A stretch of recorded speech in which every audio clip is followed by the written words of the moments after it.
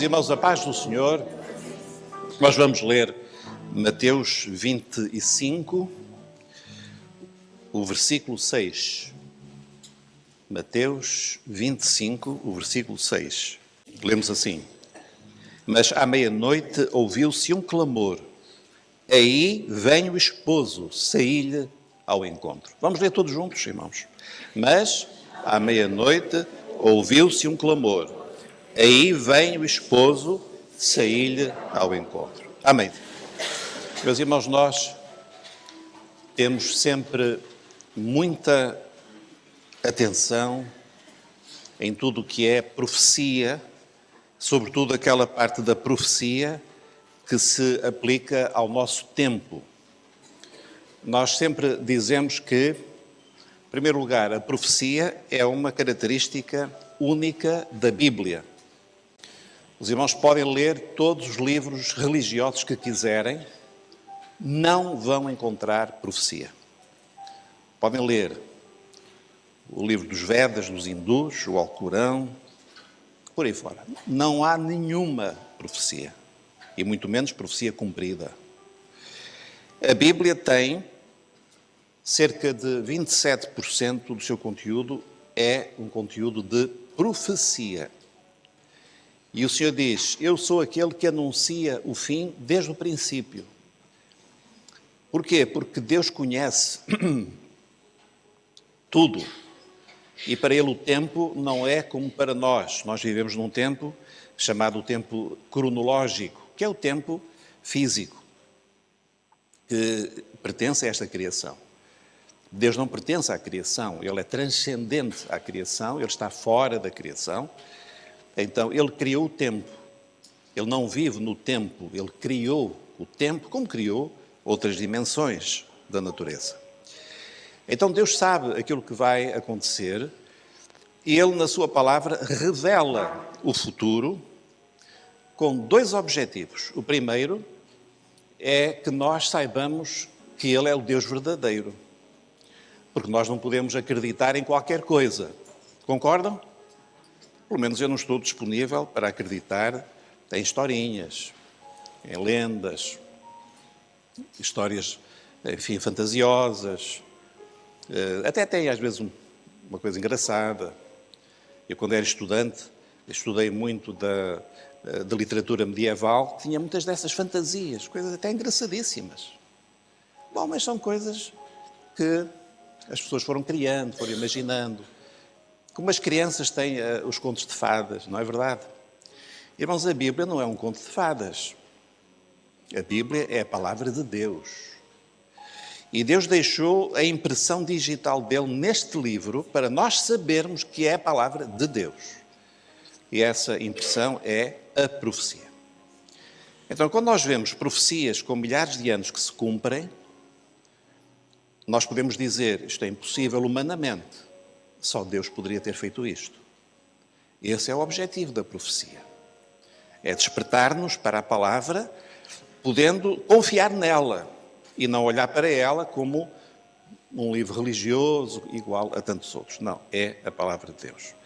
A segunda razão para a existência da profecia é que Deus quer preparar, sobretudo preparar aqueles que o querem ouvir, que é o nosso caso, nós queremos ouvir. Na verdade, nós queremos ouvir. Então, a profecia, ela traça-nos assim um panorama daquilo que irá acontecer, como traçou no passado, relativamente à primeira vinda de Jesus. Quando Jesus veio a primeira vez, Ele não veio assim sem mais nada, Ele veio cumprindo as profecias.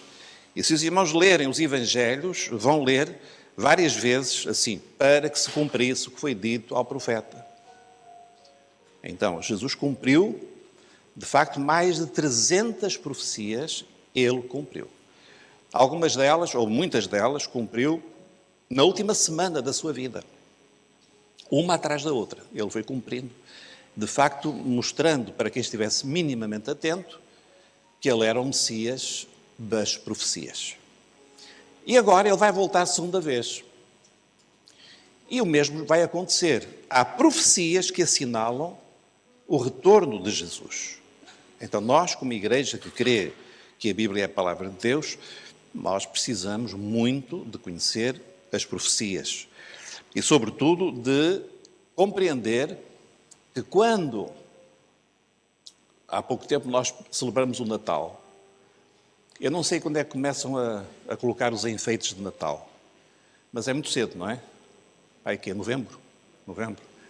Estão a recuar tanto, qualquer dia, é agosto, estamos nós a sair da praia e estão os enfeites de Natal, não é? Bom, mas quando nós vemos os enfeites de Natal, quer dizer o quê? Que o Natal está longe ou está perto? Está perto, não é? Pelo menos relativamente perto. Nós sabemos, há coisas que nós sabemos, e o Senhor Jesus usou uma expressão, uma parábola, que eu queria ler para os irmãos para verem que nós temos de saber quando estamos perto. Está em Lucas, no capítulo 21, é uma parábola, a parábola da figueira. Lucas 21, ele diz assim: olhai para a figueira, para todas as árvores, quando já tem rebentado, vós sabeis por vós mesmos, vendo-as, que perto está o verão. Então, aqui a imagem não é dos enfeites de Natal, mas é do brotar das árvores, a figueira e as outras árvores. E agora o Senhor Jesus diz assim: da mesma maneira, assim também vós, quando virdes acontecer estas coisas, sabei o quê? Que o reino de Deus está perto. Bom, então isto arruma com aquelas pessoas que dizem: nós não sabemos se sim, se não, se está perto, se está longe, ninguém sabe, e fica aquele nevoeiro. Irmãos, Deus não é um Deus de nevoeiro, Deus é um Deus de luz, de revelação. Então, Jesus diz: quando virdes estas coisas acontecer, podeis estar certos de uma coisa: o reino de Deus está perto. Então, a grande pergunta para nós é se nós estamos perto ou longe. E agora vou dar uma resposta para já, que ninguém fique zangado comigo, está bem? Todos nós estamos perto de uma coisa: é que alguns mais cedo, outros mais tarde, todos nós vamos partir um dia desta vida para a eternidade. Não ficaram tristes? O pastor veio aqui domingo de manhã e o pastor disse que eu ia morrer. Eu nem sabia. Não. Nós todos vamos partir desta vida, não é? Uns mais cedo, outros mais tarde. Eu lembro que quando era criança, eu estava na escola dominical e começou a ir uma menina de uma ilha, não sei se os irmãos sabem o que são ilhas, não sei se lembram, ilhas eram aquelas, no Brasil seria tipo favela, não é? Lugares muito pobres. E aquela menina começou a ir e converteu-se. Uma menina muito humilde, ela ia sempre, ouvia a palavra e participava connosco, cantava aqueles louvores. E então era de facto um convívio que nós tínhamos com ela. Um dia vieram-nos dizer, ela tinha sido atropelada mortalmente. Aliás, foi até um caminhão. E nós fomos ao funeral dela. E foi a primeira vez que eu tive consciência de que, embora eu também sendo novinho, eu devia estar preparado, porque o Senhor pode nos vir buscar a qualquer instante. Então qualquer de nós pode partir. Eu estou aqui bem disposto. O Senhor pode decidir levar-me hoje à tarde. E os irmãos não fiquem tristes. Não é? Pelo contrário, também não, ou chorem um bocadinho pelo menos, não é? Para não parecer mal. Agora, pode ser daqui também a 40 anos. Que Deus poupe os meus filhos a isso. Nós não sabemos. Uma coisa nós sabemos é que perto está sempre para nós. Nós não vamos esperar assim muito tempo. Alguns vão esperar pouco tempo e não se preocupem. Se estão em Jesus, não se preocupem. A morte é apenas uma fase da vida, a última fase da vida, que nos leva para a presença do Senhor. Para nós não é nada de trágico. Agora, há outro sentido em que todos nós estamos perto. É que os sinais da meia-noite estão-se a cumprir. O mundo todo, a humanidade toda, está a aproximar-se da meia-noite. E nós, como igreja, irmãos, nós não podemos viver como se isto não fosse verdade. Porque a nossa vida, ela altera-se profundamente quando nós entendemos que a igreja tem pouco tempo. O Senhor Jesus disse que nós devíamos remir o tempo. Aliás, não foi Jesus, foi Paulo, remindo o tempo, porque os dias são maus. Nós temos que remir o tempo. O que é que quer dizer remir o tempo? Alguém sabe explicar? O que é remir o tempo? Aproveitar o melhor possível. Aproveitar o melhor possível. Então, mais uma vez, vamos imaginar que alguém me dizia assim, olha, o senhor tem um mês de vida. Eu hoje estou muito tétrico, não é? O senhor tem um mês de vida. O que é que eu ia fazer? Eu ia fazer coisas que eu considerasse essenciais. Coisas absolutamente necessárias. Ia falar com pessoas, ia visitar a família. Não sei o que é que eu iria fazer. Falar de Jesus, alguns, sobretudo familiares. Enfim, porque nós temos pouco tempo, temos de aproveitar o tempo. A igreja tem muito pouco tempo. E nós precisamos de ter consciência disso. Nós, como igreja, temos pouco tempo. Pouco tempo. Jesus diz, trabalhai enquanto é dia, porque a noite vem. A noite é um tempo em que ninguém pode trabalhar. Nós não sabemos como será. Será que vamos ser impedidos de pregar o Evangelho, como já aconteceu no passado? Nós não sabemos o que é que vai acontecer. Uma coisa nós sabemos, agora é dia. Então nós temos de aproveitar o tempo. É por isso que nós temos de nos perguntar, será que nós estamos mesmo perto da meia-noite? Ora, vamos lembrar algumas razões que nos levam a crer que, de facto, nós estamos perto da meia-noite. E há 4 conjuntos de sinais, nós não vamos abordá-los todos com pormenor, de maneira nenhuma, só resumi-los, lembrá-los. Nós temos sinais proféticos na natureza, na criação. Temos sinais no cenário político mundial. Temos um grande sinal em Israel e temos sinais também na Igreja. Então nós vamos aqui fazer uma recapitulação para que no final desta manhã todos nós possamos avaliar se de facto estamos ou não perto da meia-noite. Em primeiro lugar, sinais na natureza. O Senhor Jesus falou, e há 3 textos que são textos paralelos que nós devemos estudar em paralelo, que são Mateus 24, Marcos 13 e Lucas 21. Então, os irmãos, se lerem estes 3 textos, são textos que falam, às vezes, com pormenores diferentes e ângulos diferentes, mas falam todos de sinais que o Senhor Jesus deu quando ele respondeu uma pergunta. A pergunta que os discípulos lhe fizeram foi esta: Senhor, como é que nós sabemos que estamos perto do fim e perto da tua vinda? E Jesus respondeu. Ele deu uma longa lista de sinais. E dessa lista de sinais figuram aquilo que nós chamamos de desastres naturais. É o caso de sismos, desastres naturais, sismos, tsunamis. A Bíblia fala de tsunamis, fala de homens desmaiando de terror quando vem o mar avançar sobre eles. A Bíblia fala.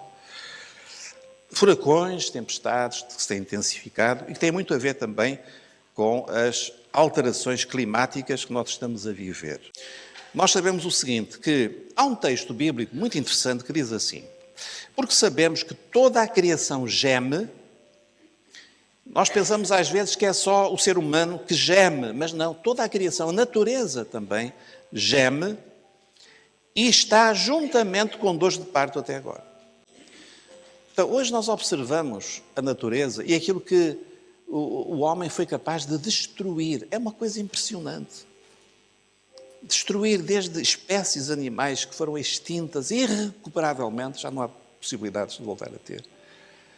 E o verde, a poluição das águas é uma coisa assim que ultrapassa a nossa imaginação.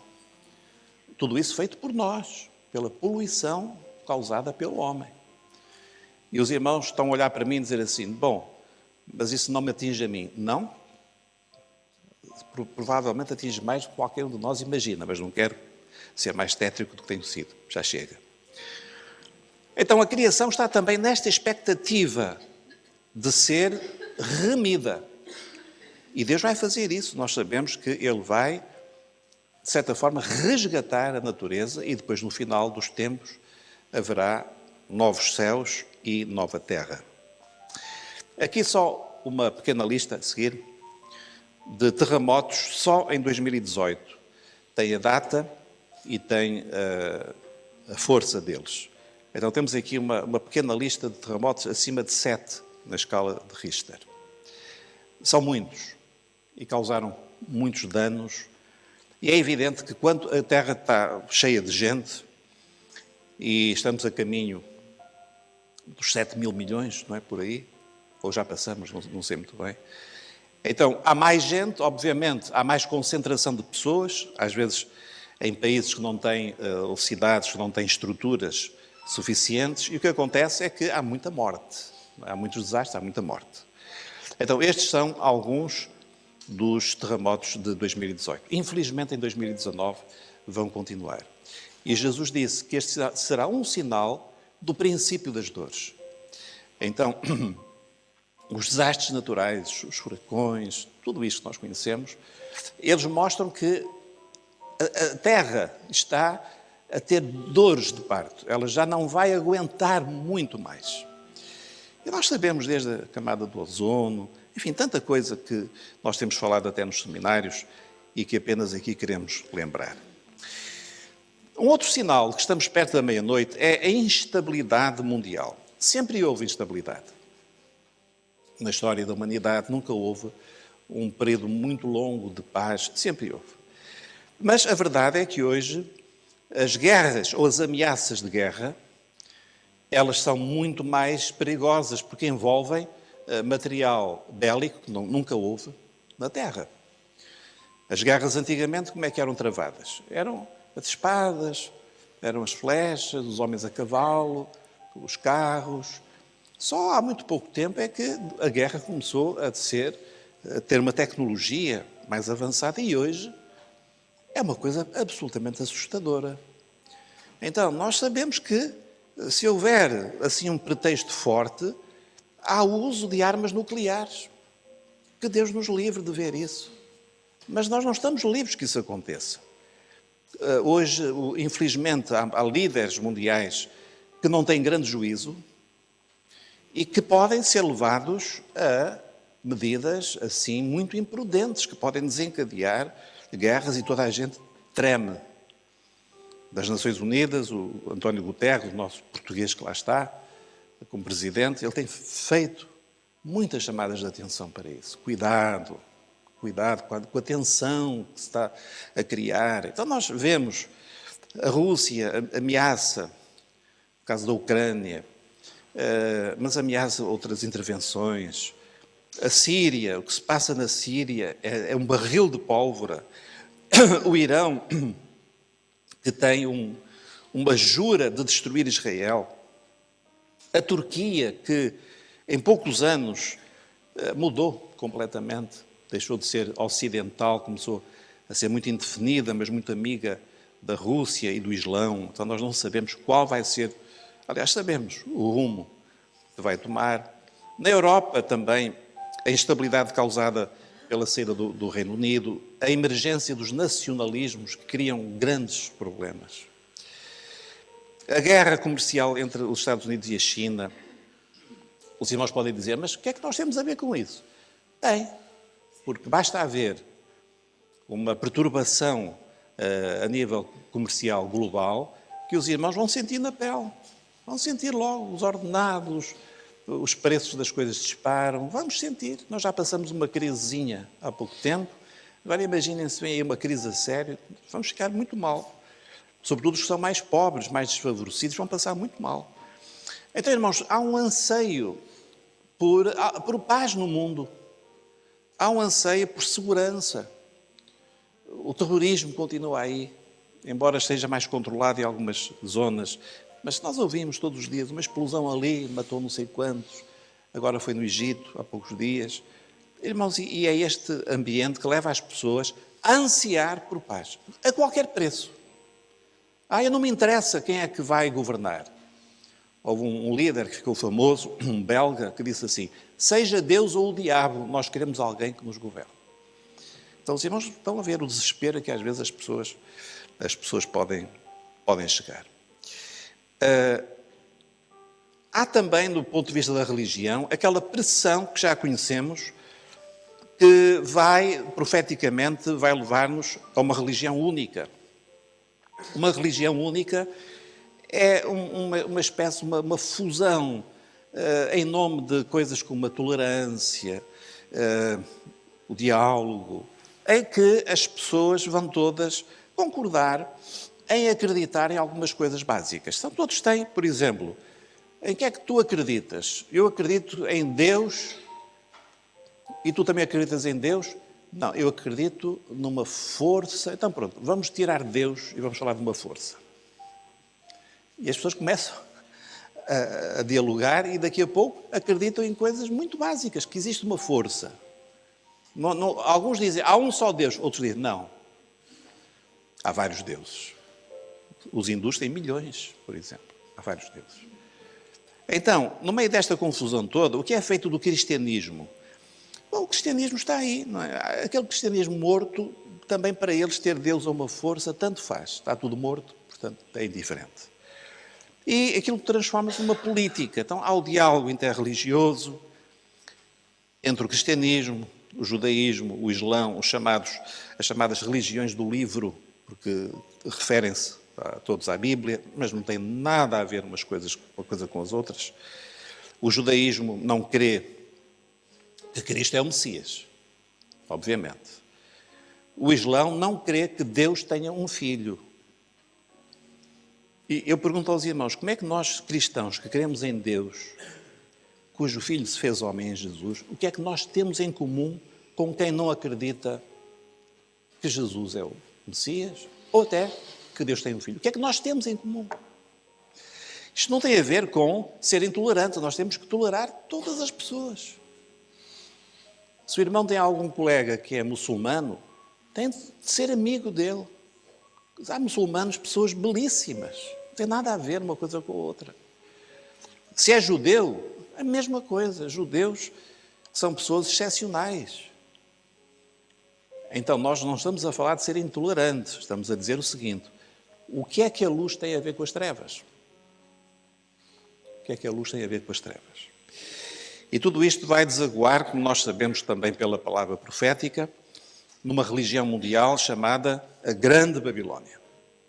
E a Grande Babilónia é esta mistura que procura agradar a todos sem, de facto, ter qualquer conteúdo relevante. Então, é isto que está a acontecer, que está a formar-se, continua a formar-se. Os irmãos, não tenham ilusões.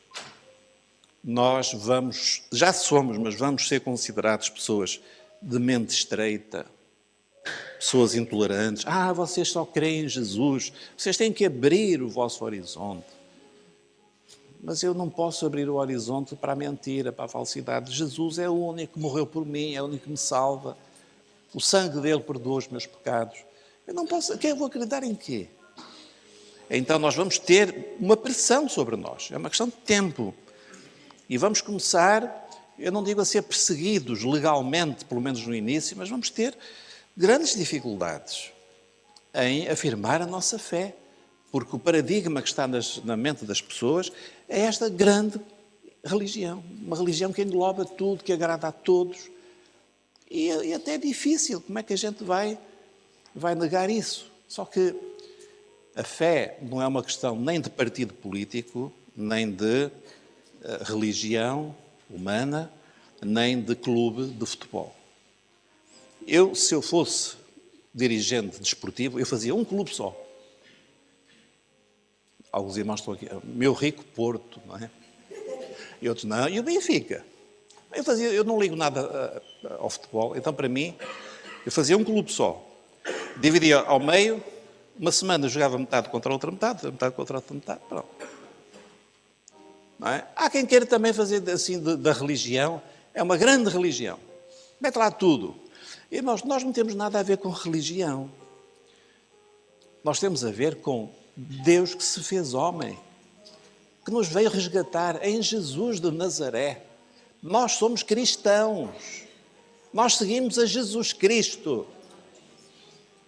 Aquele que veio e que foi morto pela religião. A religião é que matou Jesus.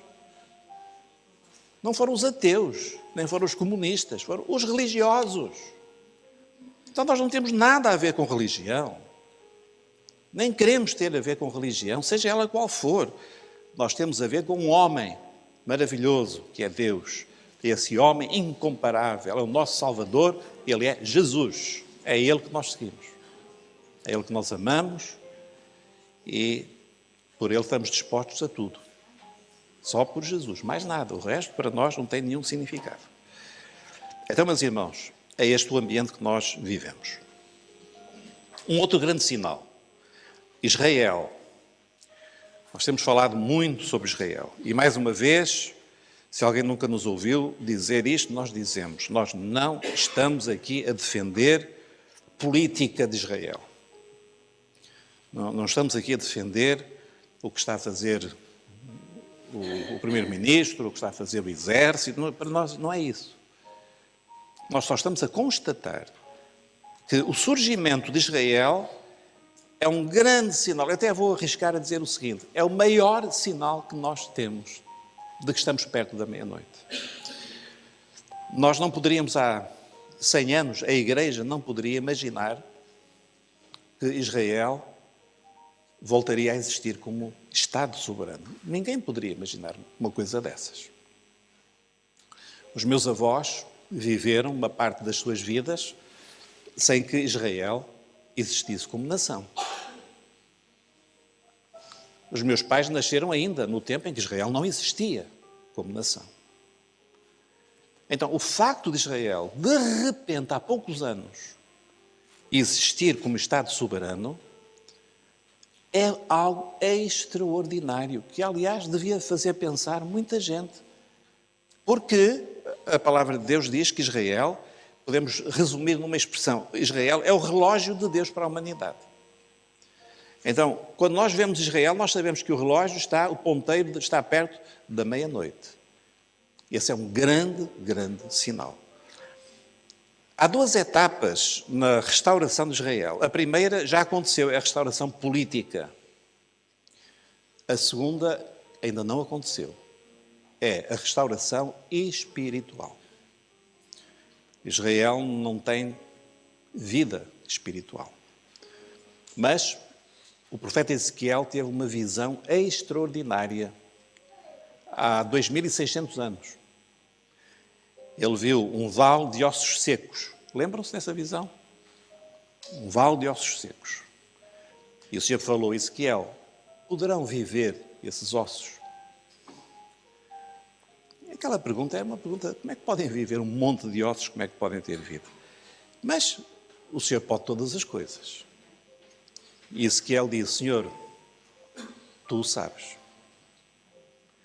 E nós, há 100 anos, poderíamos perguntar, será que Israel pode voltar a nascer? É um monte de ossos secos. Humanamente falando, não. Mas o Senhor falou a Ezequiel. Ezequiel, profetiza. E quando ele começou a falar pela boca do Senhor, não é? O Espírito Santo começou a falar pela boca de Ezequiel, aqueles ossos começaram a juntar-se. Juntaram-se os nervos, a carne juntou-se e formou um corpo. Esta foi a primeira parte da profecia, que já se cumpriu. Foi, os ossos secos voltaram a existir, Israel voltou a reunir-se na sua terra. Essa primeira parte já se cumpriu. Mas depois não havia vida naquele corpo. E o Senhor diz, profetiza. Ezequiel profetizou e o Espírito veio, o Espírito de vida veio sobre aquele corpo. E aquele corpo reviveu. Duas fases. Primeiro, a formação do corpo físico. Israel está lá, fisicamente está lá. Existe o Estado, o Governo, o Parlamento, está lá. A segunda coisa ainda não existiu. É o Espírito que vem dar vida. E esse facto é um facto extraordinário que só pode ser comparado. Ainda é futuro. Só pode ser comparado ao que a Igreja viveu no Pentecostes. Todos nós sabemos o que é o Pentecostes. É o início da nossa existência como Igreja. O Pentecostes marca o início da Igreja. O que é que aconteceu no Pentecostes? Foi o derramar do Espírito Santo. Muito bem. Vai haver uma espécie de um Pentecostes, um derramamento do Espírito Santo sobre o povo de Israel. E nós vemos que se vai cumprir a profecia do apóstolo Paulo, quando ele fala a respeito de Israel. Ele diz assim: porventura rejeitou Deus o seu povo? Há pessoas que acham que Israel acabou nos planos de Deus. Não, agora é a Igreja, Israel acabou. Porventura rejeitou Deus o seu povo? De modo nenhum. De modo nenhum.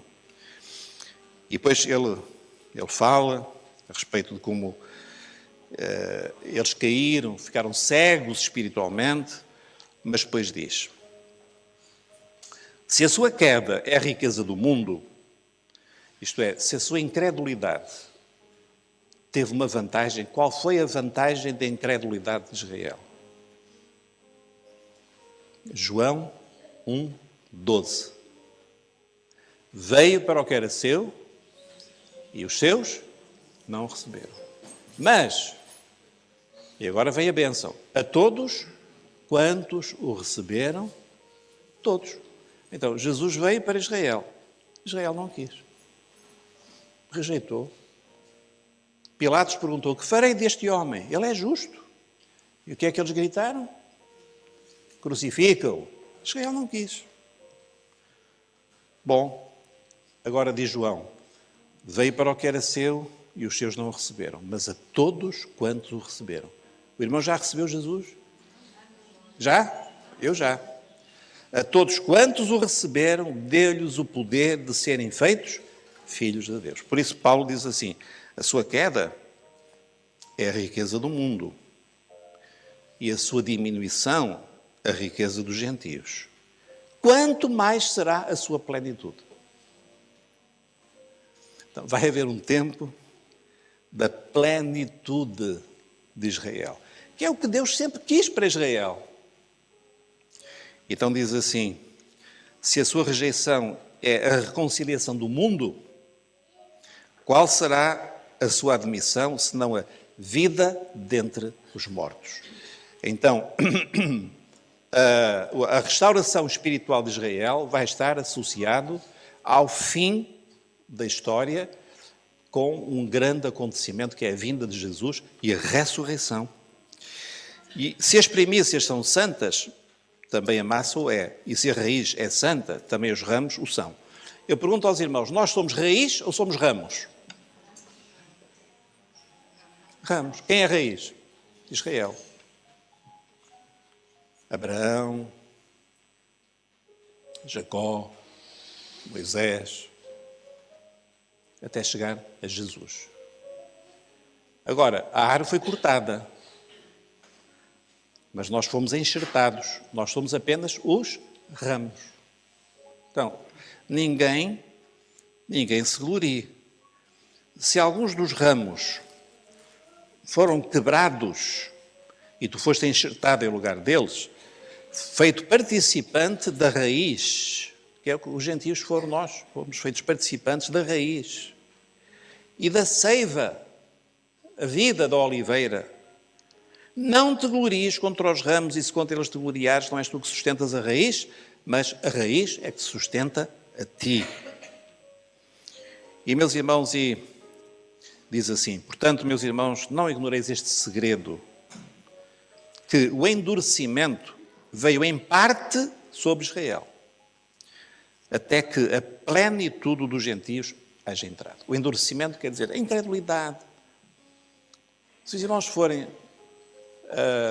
a Jerusalém, na praça, fazer um culto e distribuir folhetos, várias coisas podem acontecer. A primeira é que vão presos. A segunda é que vão apanhar uma sova. E a terceira é os irmãos, quem tiver boas pernas, tem que fugir rapidamente. É o endurecimento, mas diz assim: o endurecimento veio em parte sobre Israel, até que a plenitude dos gentios haja entrado. A plenitude é o tempo da igreja que está a chegar ao fim.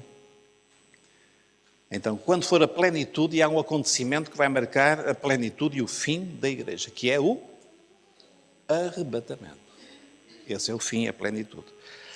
E depois diz assim, quando entrar, assim, agora os irmãos prestem atenção, todo Israel será salvo. Quer dizer, vai haver uma geração, que é a geração do fim, que todos se vão converter. Nunca aconteceu isto. Mas vai haver uma conversão geral. Todos os judeus se vão converter. Quando? Quando eles, no meio de grandes sofrimentos na tribulação, quando eles olharem para os céus, e diz o profeta Zacarias, e verão aquele a quem traspassaram, e o prantearão, como quem chora por um primogênito. Então, os olhos deles vão se abrir e todo Israel será salvo. Não é extraordinário, irmãos? E porquê é que Deus está tão preocupado com Israel e em restaurar Israel? Porquê? Quem é que vai voltar para Israel? Quem é que vai descer e reinar em Jerusalém? Quem é que se vai sentar no trono de Davi? Quem é? É um judeu chamado Jesus. Ele é judeu. Ele vai para a sua terra. Ele vem para Israel. Mas ele não vai reinar apenas sobre Israel. Ele vai reinar sobre toda a terra durante 1000 anos, milénio. E assim todo Israel será salvo. Como está escrito, de Sião virá o libertador e desviará de Jacó as impiedades. Etc. Meus irmãos, é por isso que há uma grande luta nos céus para que isto não aconteça. Há um ódio estranho contra os judeus. Sempre houve, ao longo dos séculos, chama-se isso o antissemitismo. Sempre houve um ódio aos judeus. Aqui na Península Ibérica nós matamos e expulsamos judeus. Triste currículo que nós temos. Muitos tiveram de fugir e muitas pessoas dizem, historiadores, que uma das razões da nossa decadência a partir do século XVI foi a expulsão dos judeus. Eles levaram a ciência, levaram dinheiro, mas também uma maldição que veio sobre nós, não é?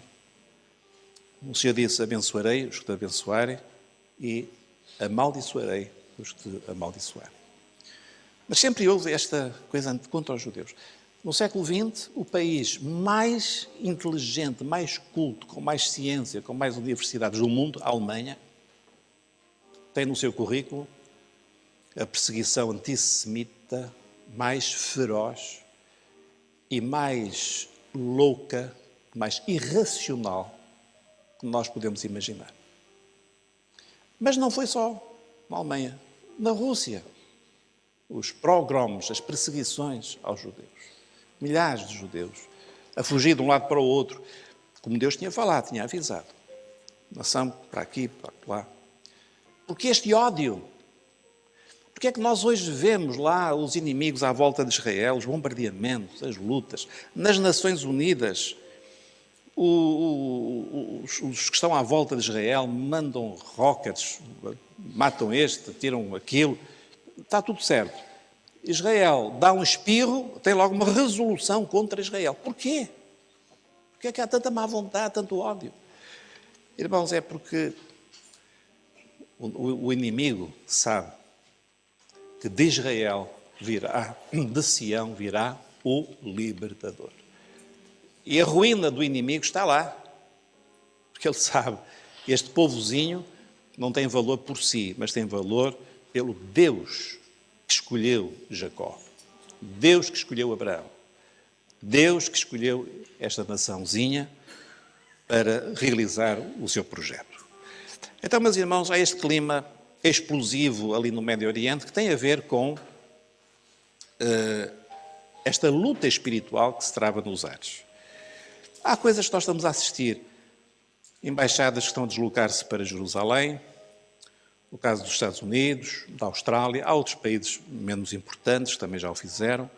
Parece que o Brasil também quer transferir a sua embaixada para Jerusalém. Tudo isto faz parte de uma guerra. Os bombardeamentos nas fronteiras, todas as semanas há bombardeamentos. Enfim, este clima é explosivo no Médio Oriente. E é por isso que um dia vai surgir um acordo de paz. Eu não quero estar aqui a amassar muitos irmãos, mas o acordo de paz é o acordo de paz que envolve Israel e os palestinianos, etc., é algo por que se luta já há muitos anos. Muitos anos. A embaixadora dos Estados Unidos nas Nações Unidas, uma senhora muito interessante chamada Nikki Haley, ela fez agora um discurso de despedida. Sobre o que é que ela falou no seu discurso de despedida nas Nações Unidas? Sobre o quê? A necessidade de um acordo de paz que envolva Israel e as nações vizinhas. Podia ter falado da Rússia, podia ter falado da China, Não, falou de Israel e os seus vizinhos.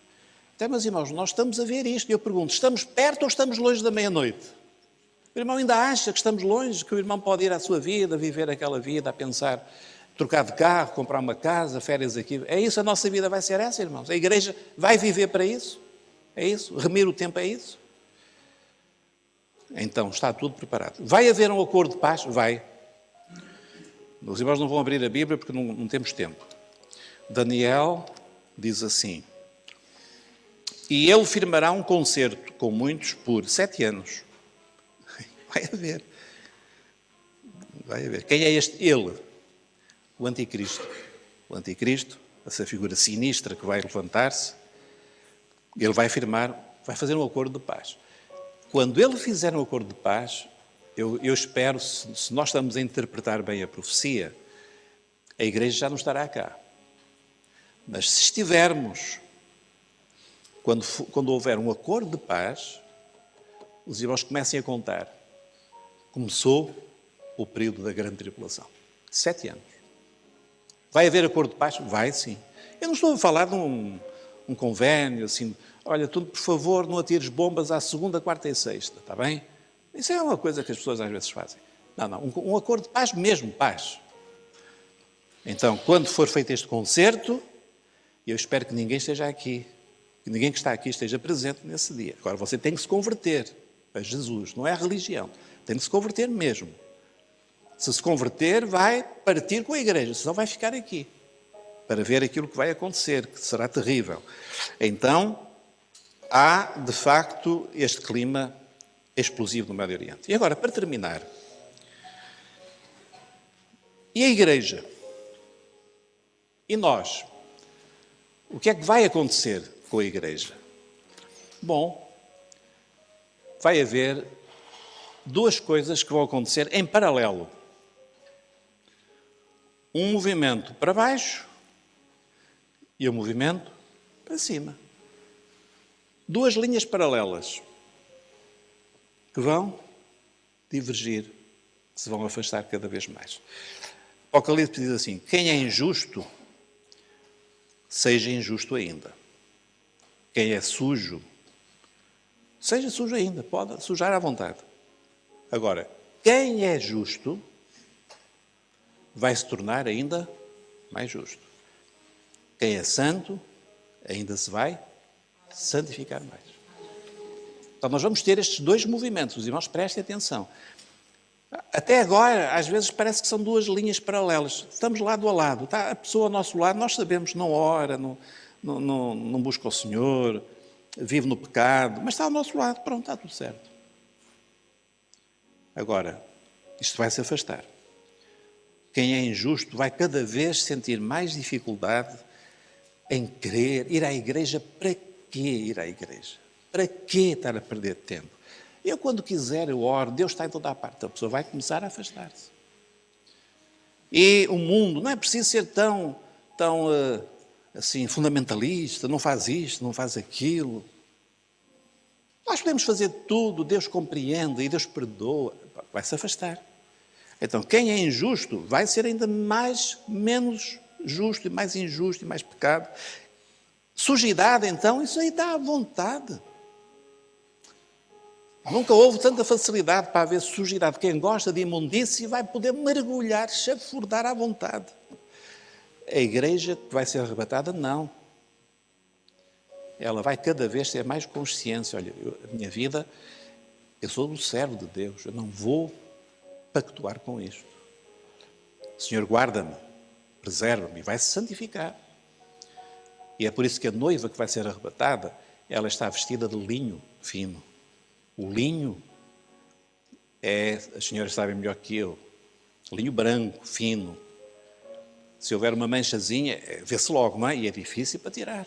Então, a igreja que vai ser arrebatada é a igreja que não se santifica, que se santifica, que não se mistura com o mundo. Há muitas coisas que cada um faz, nós não somos polícia de ninguém, cada um vive como quer, vai dar contas é Deus, não é nós. É Deus mesmo que vai dar contas. Então nós podemos representar este afastamento assim. Parte da igreja cada vez mais preparando-se para o arrebatamento, são as virgens prudentes, e outra parte é aquele amor ao mundo, é aquilo que a televisão diz, que as séries dizem, os colegas do emprego falam, aqueles livrinhos de autoajuda dos aeroportos, não é? Pode ter a pessoa a querer nisto e vai seguindo, o amor ao mundo, a mornidão, negligência, são as virgens loucas. Então, meus irmãos, como é que vai ser 2019? E agora chegamos aqui a um ponto crucial. Eu estou a fazer isto para mim, está bem? Cada irmão pode também aplicar à sua vida. A pergunta que eu tenho de responder é esta. Para mim, 2019 vai ser um ano de mornidão ou de avivamento? Mornidão é coisa, basta fazer o seguinte, não fazer nada, ficar quieto, vir à igreja de vez em quando e tal. Mornidão, aquela vida morna, nem é quente nem é frio, crê em Jesus, mas não o segue. Mornidão. Avivamento é coisa perigosa, mas é o melhor que nós temos. Coração cheio do fogo do Espírito Santo. Vontade de servir a Deus. Prioridade para o reino ou amor ao mundo? Eu vou investir a minha vida no Senhor e no seu reino, na sua obra? Ou vou... Enfim. Vida de oração e de santificação ou fraqueza espiritual? E agora, como diz o outro a seguir, você decide. Você é que decide. Mas o que é que Deus tem preparado? Não, Deus tem preparado para nós é isto. Jesus vai voltar em breve, o mundo vai passar por isto. E agora nós temos de tomar uma decisão. Cada irmão que está aqui vai decidir o que é que vai fazer em 2019. Em 2019 vou ver se emagreço. Também eu. Isso é bom. Não é? Em 2019 nós temos aquela... Vou aprender outra língua. Aprenda, desde que não seja língua comprida, está tudo certo. Agora, irmãos, você está a falar connosco várias coisas. Nós depois vamos transmitir aos irmãos sonhos que você deu. Tenho aqui no bolso 2 sonhos proféticos maravilhosos. E preocupantes também. E é isso. O 2019, eu estou cheio aqueles irmãos evangélicos animados que 2019 vai ser o ano da bênção. Então, e 2018 não foi também? 2019 vai ser o ano do grande. Irmãos, e essas coisas do grande, nós é que vamos decidir. Porque Deus quer abençoar ou não? Alguém tem dúvida que Deus quer abençoar? Alguém tem dúvida que Deus quer salvar? Não. Agora, nós é que decidimos o que é que nós queremos fazer. Eu estou em luta. Será que eu quero mesmo? Será que eu quero? Porque isto tem um preço. Há um preço a pagar. Os irmãos querem mesmo? Cada irmão decide. Olha, vai ter que mudar na sua vida muita coisa, irmão. Eu não quero aqui estar a adorar a pílula, como se costuma dizer. Quem quiser preparar-se para o arrebatamento, para o dia que vem aí, da meia-noite, o irmão tem de pagar um preço. Não é só... eu sou crente. Isso aí, esse tempo já passou. Eu sou crente. Todas elas eram virgens. Eu sou evangélico. Sim. A questão é prudente ou é louco? Essa é a grande questão. Se nós estamos a manter a candeia acesa, com oração, com fidelidade, obedecendo à palavra, ou se nós queremos outra vida, não é? Que não é aquela do Evangelho. O irmão vai decidir. Agora, nós vamos orar para que o irmão decida bem. Deus diz assim, escolhe a vida, escolhe a vida. Deus não diz assim, para mim é indiferente. Para Deus não é indiferente, porque Deus é um pai que ama os seus filhos. Deus está preocupado com todos nós. Para mim também não é indiferente. Eu quero que os irmãos façam uma boa escolha. E é por isso que eu, de vez em quando, tenho estas mensagens que os irmãos saem daqui um bocado atordoados, não é? Mas é para bem dos irmãos. Se eu não amasse os irmãos, vinha para aqui falar de não sei o quê, de contar histórias, anedotas, mas eu amo os irmãos. E Deus ama muito a cada um de nós. E é por isso que nós temos de falar a verdade. E a verdade cura, liberta e leva-nos para a presença do Senhor. Vamos orar?